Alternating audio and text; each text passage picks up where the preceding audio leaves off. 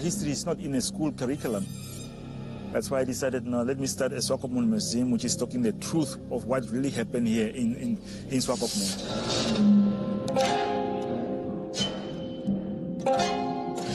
The German soldiers, they were the one who taking the picture. They were proud of the massacre.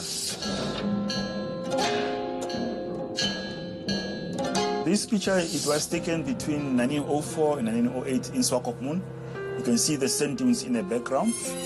And the prisoners of war are in chain, having chains around their neck, and they are burying their colleagues.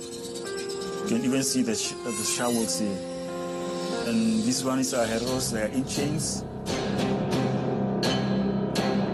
There's a lot of photographs, that is evidence that shows that they committed a genocide. And those photographs was not taken by our ancestors, it's the German soldiers themselves.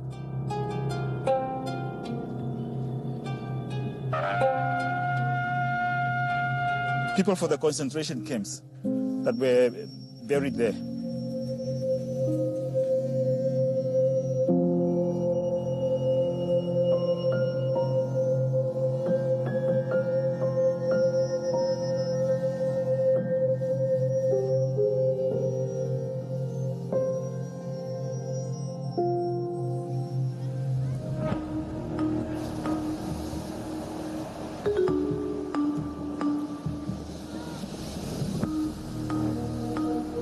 The concentration camp was behind the lighthouse. It was the first concentration camp in human history. From the book, The Kaiser's Holocaust, Germany's Forgotten Genocide and the Colonial Roots of Nazism. There were 5 main camps. Each had been located in or near a site of German settlement, as it was there that the need for African labor was most pressing. Most of the records, both military and civilian, for the concentration camps of German Southwest Africa have been lost. A surprising amount of official documentation from the camp at Swakopmund has survived. The Herero were placed behind a double row of barbed wire. From early morning until late at night, they had to work under the clubs of the raw overseers. In 1905, the inmates of the concentration camps were used to unload transport ferries and carry the goods up to depots inland.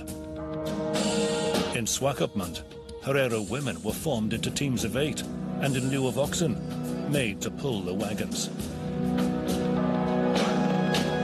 Due to the lack of male prisoners, it was mainly women and children as young as 12 who were rented out to private individuals.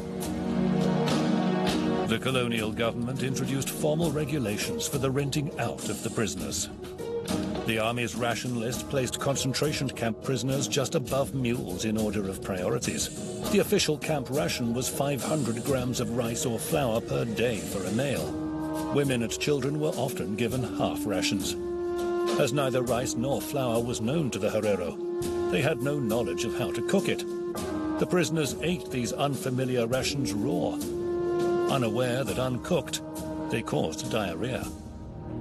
It is hard to determine the number of lives lost in the camps. The only camp that kept records of mortality in 1905 was the Swakopmund camp. According to their statistics, approximately 40% of the prisoners in Swakopmund died during their first 4 months of captivity.